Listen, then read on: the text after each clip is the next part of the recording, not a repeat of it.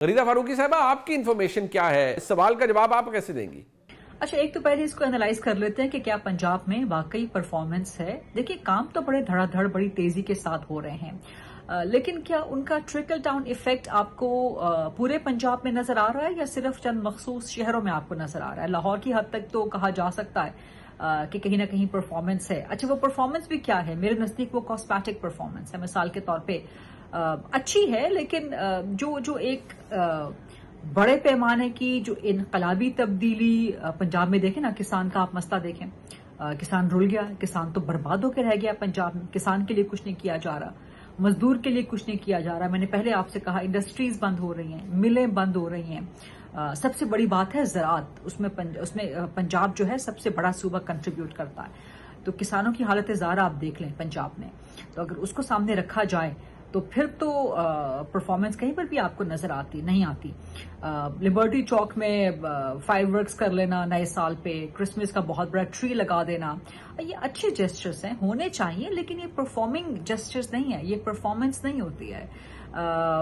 تو پرفارمنس مجھے کم از کم انتظار ہے بطور صحافی کہ میں عام پاکستانی کی یا پنجاب میں رہنے والے عام پنجابی کی زندگی میں کوئی بہت بڑی تبدیلی میں دیکھوں.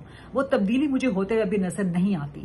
لاہور کی حد تک ٹھیک ہے، آپ کہہ سکتے ہیں کہ جرائم میں کسی حد تک جو ہے وہ کمی آئی ہے، لیکن باقی پنجاب کے علاقوں میں، خاص طور پہ جنوبی پنجاب کے علاقوں میں آپ جا کے دیکھیں، خواتین کے خلاف جرائم، دیگر جرائم، وہاں پہ سطح مسلسل بڑھ رہی ہے، اور کہیں پہ نہیں بھی بڑھی تو وہیں کی وہیں برقرار ہے، کمی نہیں آئی اس کے اندر. تو کوئی بہت انقلابی پرفارمنس تو مجھے ان چند سالوں میں مریم نواز کے نظر نہیں آتی. اور یہ بات آپ کی درست ہے کہ وہ جو پرفارمنس آپ کو سوشل میڈیا پہ اس کی جو امیج پرسپشن ہے، جو اس کی ایک کنٹرولنگ کی جا رہی ہے، وہ کرنے میں بڑی اچھی ہے پنجاب حکومت، اور وہ کر بھی رہی ہے.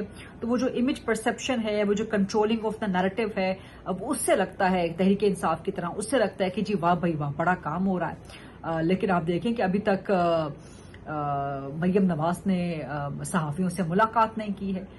سو یہ ایک اس کا مطلب یہ ہے کہ آپ صحافیوں کے سامنے خود کو اکاؤنٹیبل نہیں سمجھتے. اسی طرح سے جو سینئر وزیر ہیں مریم اورنگزیب صاحبہ، یا جو پنجاب کی انفارمیشن منسٹر ہیں اسما بخاری صاحبہ، ان کا کوئی رابطہ نہیں ہے بڑے پیمانے پہ صحافیوں کے ساتھ، یا کوئی ملاقات. مریم نواز کو بطور چیف منسٹر ملاقات تو صحافیوں سے کرنی چاہیے، اپنی پرفارمنس کا اپنا رپورٹ کارڈ سامنے رکھنا چاہیے. سہیل آفریدی دیکھیں نا، خیبر پختونخوا سے اٹھ کے لاہور آ گئے اور ہر قسم کے تمام صحافیوں سے ملے، وہ تنقیدی صحافیوں سے بھی ملے، اچھی بات ہے. باوجود اس کے کہ سہیل آفریدی اپنے صوبے میں ملاقات نہیں کرتے صحافیوں کے ساتھ، وہاں ان کو بھی کرنی چاہیے. تو مریم نواز کو صحافیوں سے ملاقات کرنی چاہیے، سوالات لینے چاہیے، سخت سوالات لینے چاہیے، سوالات کا سامنا کرنا چاہیے. سو یہ مجھے یاد ہے کہ شہباز شریف جب چیف منسٹر تھے تو وہ ریگولرلی صحافیوں سے ملاقات کیا کرتے تھے. نواز شریف جب پرائم منسٹر تھے ریگولرلی صحافیوں سے ملاقات کرتے تھے. اور ملاقات کا مطلب یہ نہیں ہونا چاہیے کہ آپ چند مخصوص اپنے پسندیدہ لوگوں کو بلا کے آپ ان سے ملاقات کریں اور وہاں پر بھی آپ صرف وہی امیج پرسپشن کا اور کنٹرولڈ نیریٹو دینے کی کوشش کریں. اب دیکھیں نا، ڈی جی ISPR ملتے ہیں، ہر دوسرے تیسرے ہفتے ملاقات ہو رہی ہوتی ہے، کبھی کبھی تو ایک ہفتے میں، ڈیڑھ ہفتے میں دو ملاقاتیں ہو رہی ہوتی ہیں، لائیو جاتی ہیں وہ پریس کانفرنس، سخت سے سخت سوالات لیتے ہیں.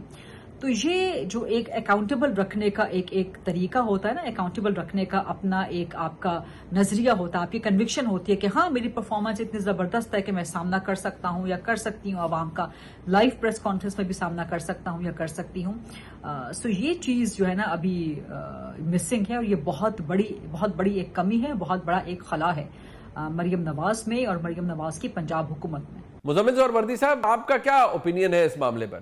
دیکھیں، 2024 میں مریم نواز آئی ہیں، 2025 میں انہوں نے کام کیا ہے. ان کے کام نے اگر ووٹ بینک میں اضافہ نہیں کیا تو گڈ ول میں تو اضافہ کیا ہے. مریم نواز کے مخالفین بھی کہہ رہے ہیں کہ ہاں وہ کام تو بہت کر رہی ہے.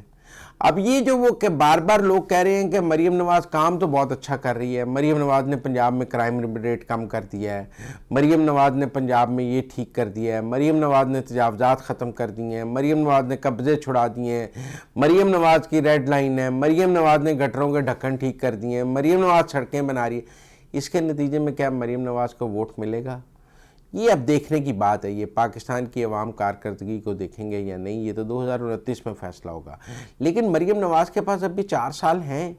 اگر وہ 4 سال اور کام کرتی رہیں تو یہ گڈ ول جو ہے ووٹ بینک میں کنورٹ ہو جائے گی. مجھے لگتا ہے, میں سمجھتا ہوں اگر یہی کارکردگی 4 سال اور رہے, اس کارکردگی نے 1 سال میں اتنی گڈ ول پیدا کی ہے کہ مریم نواز کے مخالفین بھی اس کے کام کی تعریف کرتے ہیں.